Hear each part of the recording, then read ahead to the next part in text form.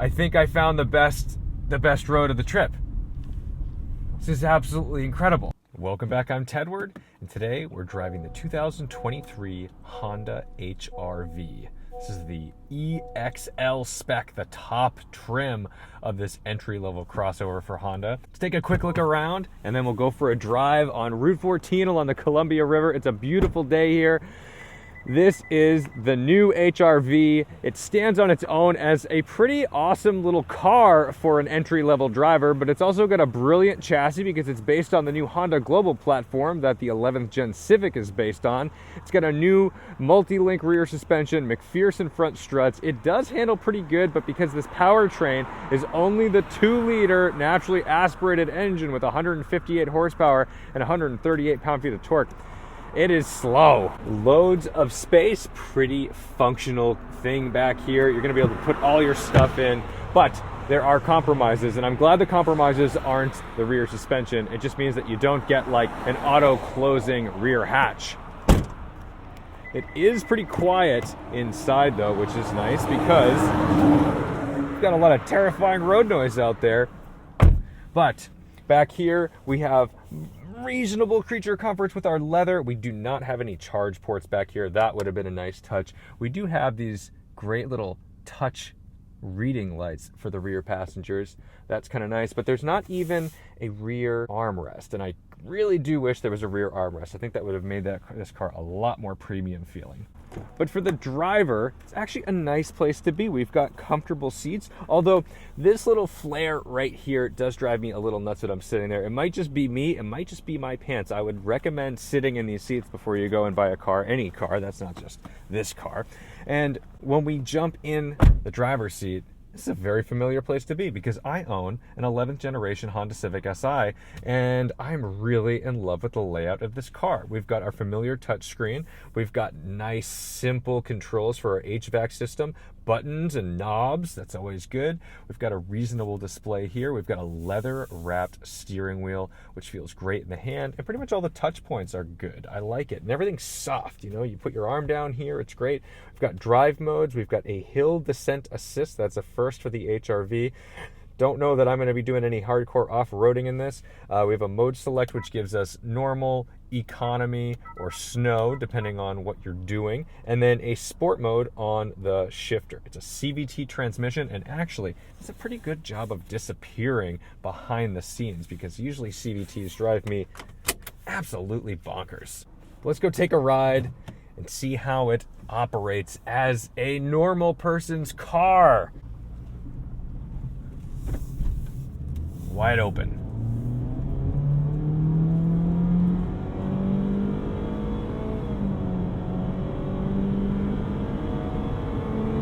And 60.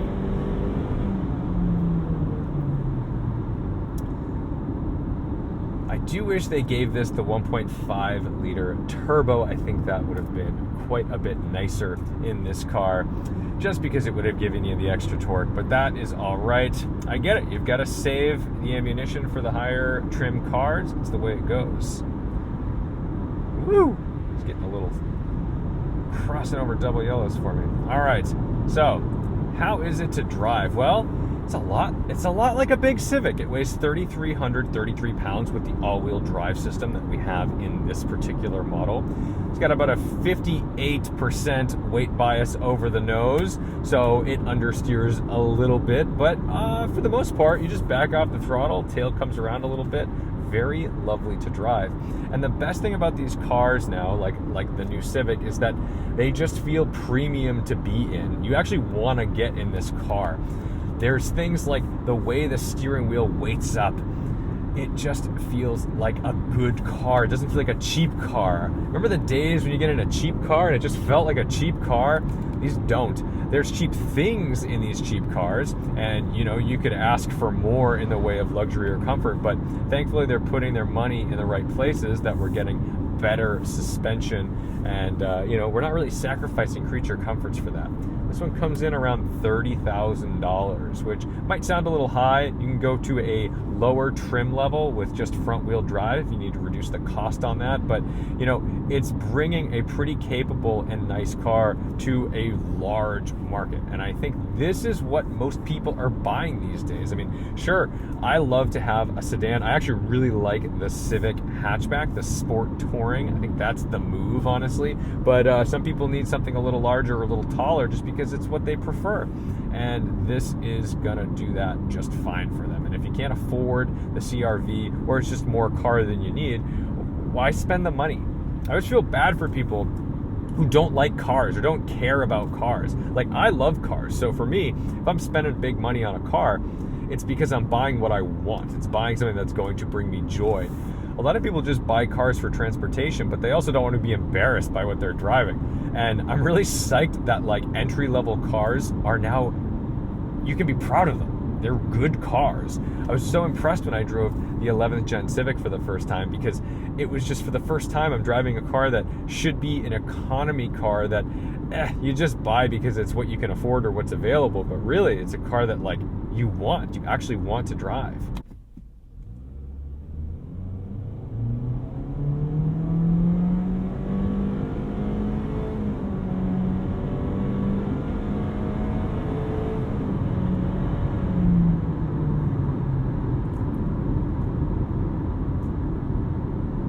If you live in a place that you need to make a lot of passes, this might not be right. You might need something with a bit more torque. But you know, if you're not somebody who's an aggressive driver who needs all that torque, and you're good at, you know, carrying momentum, this will be just fine. I mean, you know, it's interesting what we consider slow today. Like, this isn't a fast car, and I don't think it would be a fast car even by like 10 years ago standards. But you know, we don't need all this crazy power. We can do just fine with 158 horsepower. But, you know, that's preference. You know, if you want more, you got to buy it. Let's see if we can get this bug out of here. There he goes. Oh, check out this tunnel.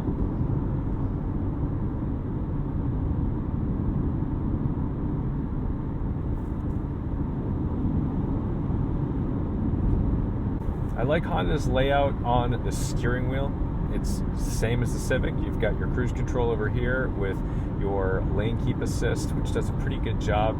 It's not the best thing in the world. It's certainly not like a self-driving excuse, but if you're tired, it's nice to have a little safety net, a little backup.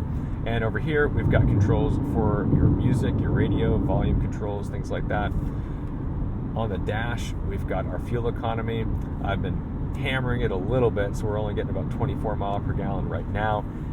We can probably eke out about 30 out of this 2-liter. You know, that's a shame that we're not getting 35 or 37 out of it, but you know, we're a little bit heavier than Civic, and we're also not using the 1.5 liter. So I think that would have gone a long way to make this a little more interesting, or at least a little more efficient.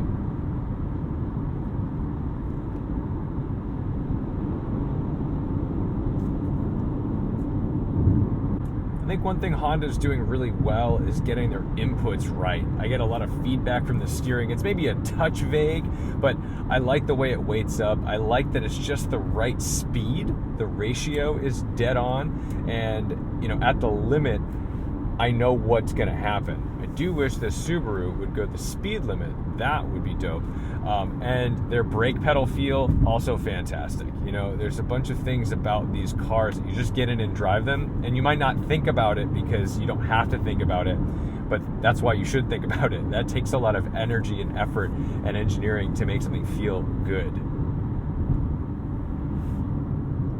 Wow, look at this view. Absolutely staggering. So I'm thrilled because, you know, I'm getting to see some amazing things here in a car that I'm having a good time driving. This is a car that I would be able to daily drive. It's certainly not a sports car, but you know, if you do end up on some winding, crazy mountain road, you can chuck this around, and it will reward you. You might surprise yourself with how much fun you can have in an ordinary car. Whoa! Look at these views. This is incredible.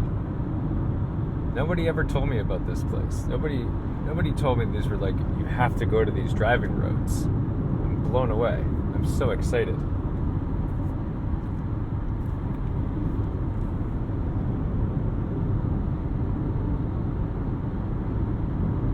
See some squiggles on the map. I think we have to follow some squiggles.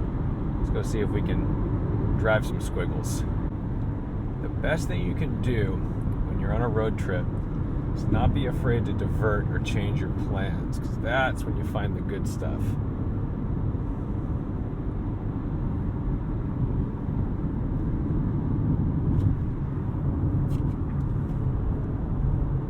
It doesn't matter if you brought a Ferrari or a Honda HR-V.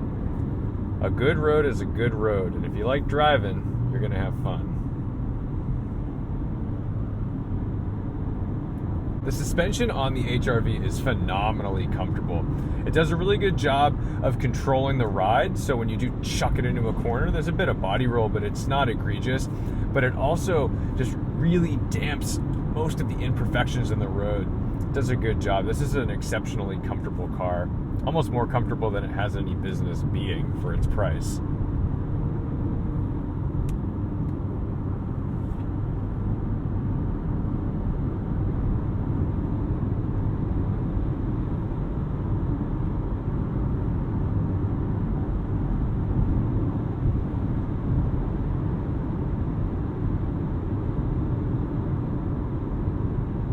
It's like an old Subaru wagon.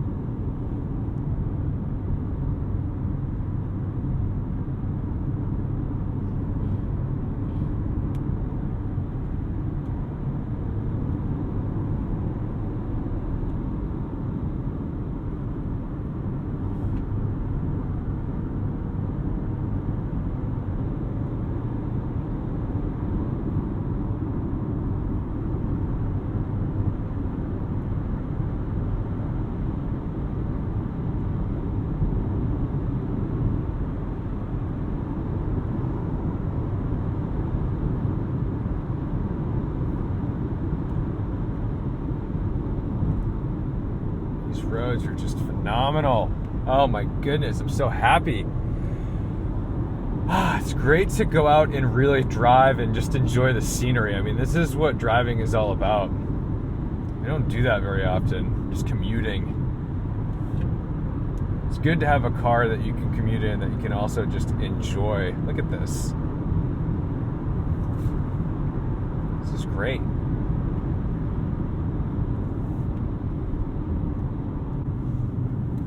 Sport, it's dropping, or it's rising the revs up. I was going to say dropping a gear. It's not dropping a gear. It's CVT. It's dropping a simulated gear.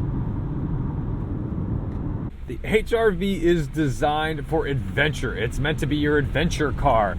Go anywhere, do anything. Don't let the world hold you back. That's why this has the all-wheel drive setup. And so I found a beautiful squiggle on the map. It's a dirt road with no warning signs. There's a sign back there that said primitive road. Well, here we go. Let's go drive a primitive road in the HR-V and see how it goes. There's a lot of critters out here. I'm seeing little squirrels, and holy cow, look at the views up here. This is the stuff, man. This is what we wanted.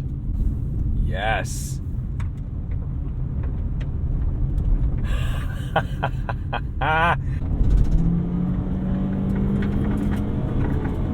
That all-wheel drive letting us grip. A little bit of push. If you lift, it'll rotate. This is just a hoot, man.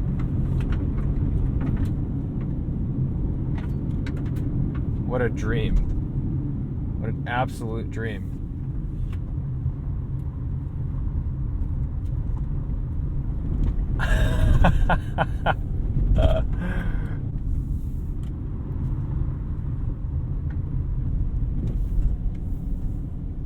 Well, if you're wondering if you can take it anywhere, wow, all right, I'm getting a little scared of heights up here. Holy cow.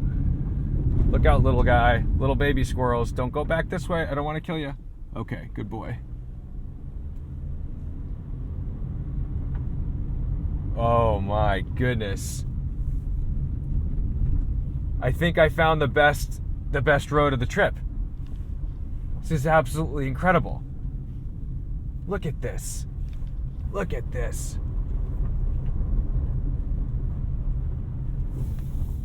Wow. Unbelievable. Absolutely unbelievable. I can't remember the last time I was nervous climbing a road. I mean, it's just it's just unbelievable, or what? Oh my God. Wow. A little terrified.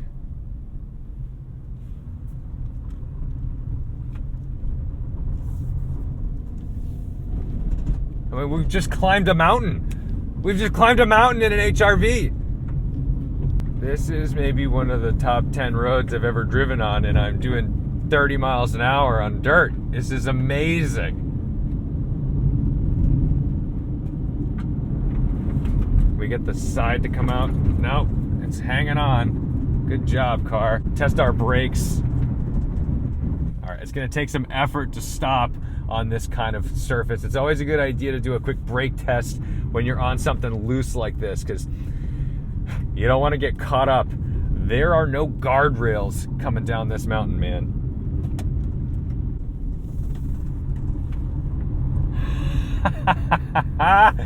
This is a great road, and this is a fun car to do it in. Chris Brower said, "Dude, how is this place even real? Would you like to reply?" Yes. What do you want to say? I found a dirt road that belongs in Switzerland, and I climbed a mountain. Your reply says, "I found a dirt road that belongs in Switzerland, and I climbed a mountain." Send it? Yeah. Done. I wouldn't want to be a passenger. Look at this. Look at this. Look at this. This is it. This is the shot. That's the shot. Look at this. I'm sorry, guys. I know I'm going like a little nuts here, but this is really amazing.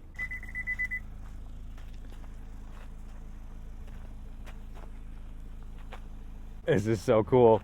Oh my God. I'm blown away. Let's try out the hill descent assist. Hill descent control on. I think it just says we can go like, okay, all right. So I just tell it like 12 miles per hour and it holds it. I'm not using my brakes. It's doing its own thing. Good job, car. All right, I'm gonna not tinker with toys because, you know, I should probably be paying attention to driving since death is just around the corner. Great, you can slide it a little bit.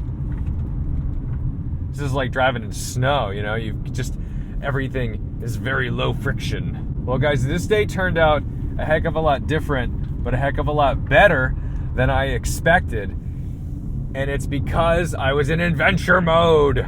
I wanted to check things out. I think we got to look for squiggles on the map, man. Go find squiggles and don't kill squirrels. They're just trying to live their lives. Thank you guys so much for watching, liking, commenting, and subscribing. Don't forget to respect the drive, and I'll see ya in the next one.